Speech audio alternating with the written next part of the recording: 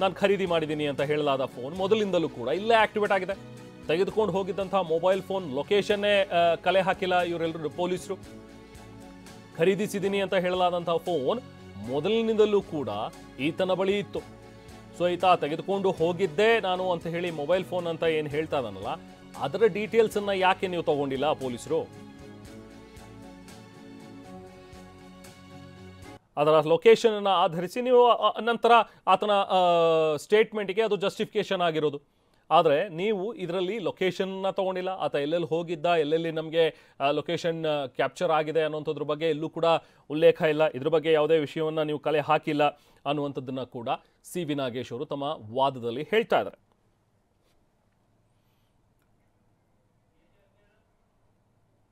So ಹೀಗೆ ಪುನೀತ್ ಅನ್ನುವಂಥ ಒಬ್ಬ ಪ್ರತ್ಯಕ್ಷ ಸಾಕ್ಷಿ ಅನ್ನುವಂಥದ್ದನ್ನು ನೀವೇನು ಹೇಳ್ತಾ ಇದ್ರಿ ನೋಡಿ, ಮನೆಯಲ್ಲಿ ಇಟ್ಟಿದ್ದಂತಹ ಫೋನ್ ಅಲ್ಲಿಂದಿಲ್ಲಿಗೆ ಓಡಾಡಿದ್ದು ಹೇಗೆ ಹಾಗಾದ್ರೆ?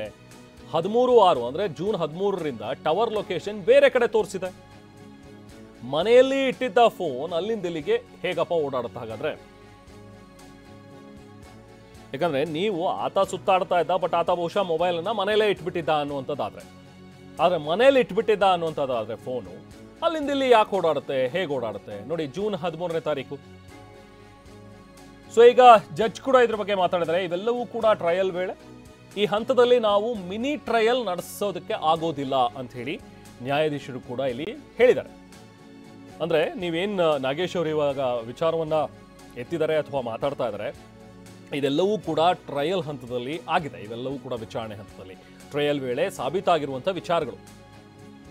ಈಗ ಈ ಹಂತದಲ್ಲಿ ನಾವು ಟ್ರಯಲ್ ನಡೆಸೋದಕ್ಕೆ ಆಗೋದಿಲ್ಲ ಅಂತ ಹೇಳಿ ಕೂಡ ನ್ಯಾಯಾಧೀಶರು ಈಗ ತಮ್ಮ ಅಭಿಪ್ರಾಯವನ್ನು ಈ ಸಂದರ್ಭದಲ್ಲಿ ವ್ಯಕ್ತಪಡಿಸಿದ್ದಾರೆ ಸಿ ವಿ ನಾಗೇಶ್ ಅವರ ವಾದಕ್ಕೆ.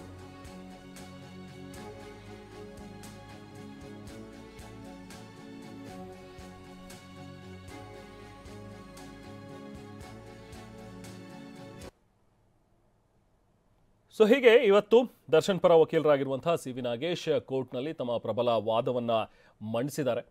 ನ್ಯಾಯಮೂರ್ತಿಗಳಾಗಿರುವಂತಹ ವಿಶ್ವಜಿತ್ ಶೆಟ್ಟಿ ಅವರು ಕೂಡ ಈ ಸಂದರ್ಭದಲ್ಲಿ ಅಭಿಪ್ರಾಯವನ್ನು ವ್ಯಕ್ತಪಡಿಸಿದ್ದಾರೆ. ಅವರು ಹೇಳೋ ಪ್ರಕಾರ ಇದೆಲ್ಲವೂ ಕೂಡ ಏನಿವತ್ತು ನೀವು ಈ ವಿಚಾರಗಳನ್ನು ಮುಂದೆ ಇಡ್ತಾ ಇದ್ದೀರಿ, ಅದೆಲ್ಲವೂ ಕೂಡ ವಿಚಾರಣೆ ಹಂತದಲ್ಲಿ ಬಂದು ಹೋಗಿವೆ.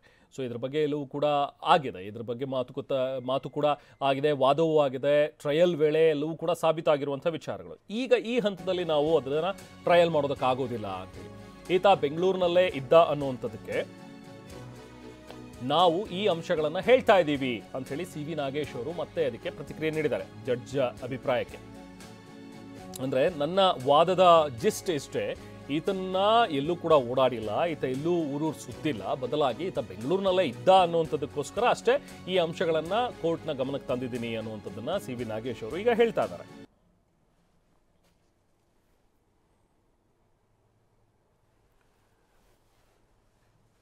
ಸೊ ಈಗಾಗಲೇ ಜಾಮೀನಿನ ಮೇಲೆ ಹೊರಗಿರುವಂತಹ ದರ್ಶನ್ ಸೊ ಈ ಸಾಕಷ್ಟು ಒಂದು ಮಹತ್ವವನ್ನು ಪಡ್ಕೊಂಡಿದೆ ಇವತ್ತಿನ ಒಂದು ವಿಚಾರಣೆ ಕೂಡ. ನೋಡಿ, ಸಾಕ್ಷಿ ಹೆದರಿ ಗೋವಾಗೆ ಹೋಗಿದ್ದ ಅನ್ನುವಂಥದ್ದಿದೆ, ಆದರೆ 21/5/24ರಂದೇ ಗೋವಾಗೆ ಟಿಕೆಟ್ ಬುಕ್ ಆಗಿದೆ. ಇದೊಂದೇ ಸಾಕು, ಬೇರೆ ಏನು ಹೇಳುವ ಅಗತ್ಯ ಇಲ್ಲ ಅಂತ ಹೇಳಿ ಸಿ ವಿ ನಾಗೇಶ್ ಅವರು ಮತ್ತೊಂದು ಪಾಯಿಂಟ್ ಅನ್ನ ಇಲ್ಲಿ ಮೆನ್ಷನ್ ಮಾಡ್ತಾ ಇದ್ದಾರೆ. ಈ ಪ್ರತ್ಯಕ್ಷ ಸಾಕ್ಷಿ ನೀವು ಹೇಳೋ ಪ್ರಕಾರ ಆತ ಹೆದರು ಬಿಟ್ಟು ಎಲ್ಲೋ ಹೋಗ್ಬಿಟ್ಟಿದ್ದ ಅಂತ ಹೇಳಿ ನೀವು ಹೇಳ್ತೀರಿ, ಆದರೆ ಈತ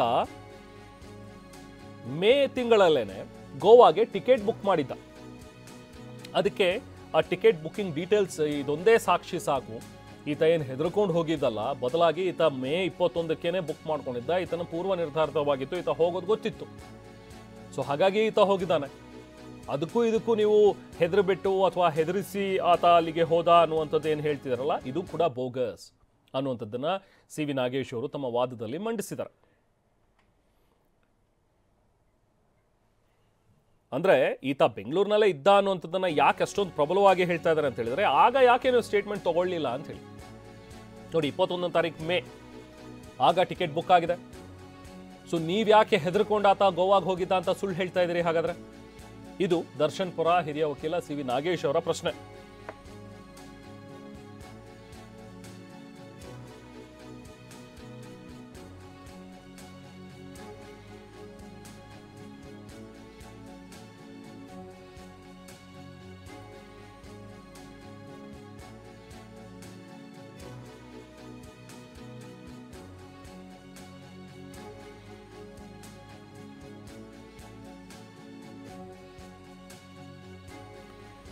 ಸೊ ದರ್ಶನ್ ಪರ ವಕೀಲರಾಗಿರುವಂತಹ CB ನಾಗೇಶ್ ಅವರು ಮಂಡಿಸ್ತಾ ಇರುವಂತಹ ಒಂದು ವಾದ ನಾವು ನಿಮ್ಗೆ ಹೇಳ್ತಾ ಇದ್ವಿ. ಮೊನ್ನೆ ಕೂಡ 26ನೇ ತಾರೀಕು ಅವರು ವಾದ ಮಂಡಿಸಿದಂಥ ಸಂದರ್ಭದಲ್ಲಿ ಕೆಲವೊಂದಷ್ಟು FIR ನಲ್ಲಿರುವಂಥ ಲೋಪ ನೋಡಿ. ಈಗ ಗೋವಾಗೆ ಹೋಗಿದ್ದಂತೂ ನಿಜ ತಾನೇ ಅಂತ ಹೇಳಿ ಜಡ್ಜ್ ಕೂಡ ಪ್ರಶ್ನೆ ಮಾಡಿದ್ದಾರೆ. ಈಗ ಅಂದ್ರೆ ಈಗ ಇರುವಂಥ ಪ್ರಶ್ನೆ, ಆತ ಮೇ 21ಕ್ಕೆ ಬುಕ್ ಮಾಡ್ಕೊಂಡು ಹೋಗಿದ್ನೋ ಅಥವಾ ಹೆದರ್ಕೊಂಡು ಹೋಗಿದ್ನೋ, ಅದಾದ್ಮೇಲೆ ಹೋಗಿದ್ನೋ, ಆದರೆ ಈತ ಗೋವಾಗೆ ಹೋಗಿದ್ದಂತೂ ನಿಜ ಅಲ್ವಾ ಅಂತ ಹೇಳಿ ನ್ಯಾಯಮೂರ್ತಿಗಳಾಗಿರುವಂಥ ವಿಶ್ವಜಿತ್ ಅವರು ಕೂಡ ಇಲ್ಲಿ ಪ್ರಶ್ನೆ ಮಾಡಿದ್ದಾರೆ CB ನಾಗೇಶ್ ಅವರಿಗೆ. ಅಂದರೆ CB ನಾಗೇಶ್ ಅವರು ಪದೇ ಪದೇ ಹೇಳ್ತಾ ಇರುವಂಥದ್ದು, ಪೊಲೀಸರು ಹೇಗೆ ಲೋಪ ಮಾಡಿದ್ದಾರೆ FIR ನಲ್ಲಿ, ಬರೀ ಸುಳ್ಳು ಹೇಳ್ತಾ ಇದ್ದಾರೆ. ಹೆದರ್ಕೊಂಡು ಹೋಗಿದ್ದ ಅಂತ ನೀವು ಮೆನ್ಷನ್ ಮಾಡ್ತಾ ಇದ್ದೀರಿ ಗೋವಾಗೆ ಹೋಗಿದ್ದ ಅಂತ. ಆದರೆ ಈತ ಗೋವಾಗೆ ಹೋಗಿದ್ದು ಹೆದರ್ಕೊಂಡಲ್ಲ, ಅಥವಾ ಕೃತ್ಯ ನಡೆದ ಆದ ನಂತರ ಏನೋ ಏಕಾಏಕಿ ಹೆದರ್ಕೊಂಡಿದ್ದ ಹೋಗಿದ್ದಲ್ಲ. ಈತ ಮೇ 21ನೇ ತಾರೀಕಿಗೆ ಬುಕ್ ಮಾಡ್ಕೊಂಡಿದ್ದ ಗೋವಾಗೆ ಹೋಗೋದು ಪ್ರೀ ಪ್ಲ್ಯಾಂಡ್ ಆಗಿತ್ತು. ಹಾಗಾಗಿ ಈತ ಗೋವಾಗೆ ಹೋಗಿದ್ದಾನೆ, ನೀವು ಸುಳ್ಳು ಯಾಕೆ ಹೇಳ್ತಾ ಇದ್ದೀರಿ ಅನ್ನೋದನ್ನ CB ನಾಗೇಶ್ ಅವರು ಪ್ರಶ್ನೆ ಮಾಡಿದರು. ಅದಕ್ಕೆ ಸಂಬಂಧಪಟ್ಟಂತೆ ಈಗ ಜಡ್ಜ್ ಕೂಡ ಇಲ್ಲಿ ಪ್ರಶ್ನೆ ಮಾಡಿದ್ದಾರೆ. CB ನಾಗೇಶ್ ಅವರೇ, ನೀವು ಹೇಳ್ತಾ ಇರುವಂಥದ್ದು ಓಕೆ, ಆತ 21ಕ್ಕೆ ಬುಕ್ ಮಾಡ್ಕೊಂಡಿದ್ನೋ ಅಥವಾ ಇಲ್ಲಿ ಹೆದರ್ಕೊಂಡು ಹೋಗಿದ್ನೋ ಅನ್ನುವಂಥದ್ದು ಪ್ರಶ್ನೆ ಅಲ್ಲ, ಆದರೆ ಈತ ಗೋವಾಗೆ ಹೋಗಿದ್ದಂತೂ ನಿಜ ಅಲ್ವಾ ಅನ್ನುವಂಥದ್ದನ್ನ ಜಡ್ಜ್ ಇಲ್ಲಿ ಪ್ರಶ್ನೆ ಮಾಡಿದ್ದಾರೆ.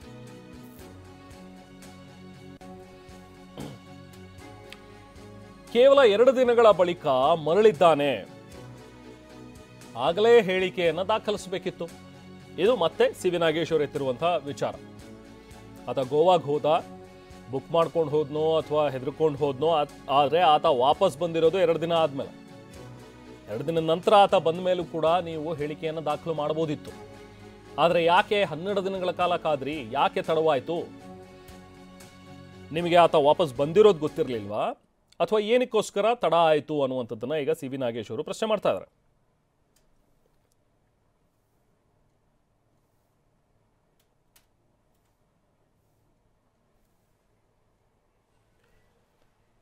ಸೊ ಹೀಗೆ ದರ್ಶನ್ ಪ್ರಕರಣ ಸಾಕಷ್ಟು ಇಂಟ್ರೆಸ್ಟ್ ಪಡ್ಕೊಳ್ತಾ ಇದೆ.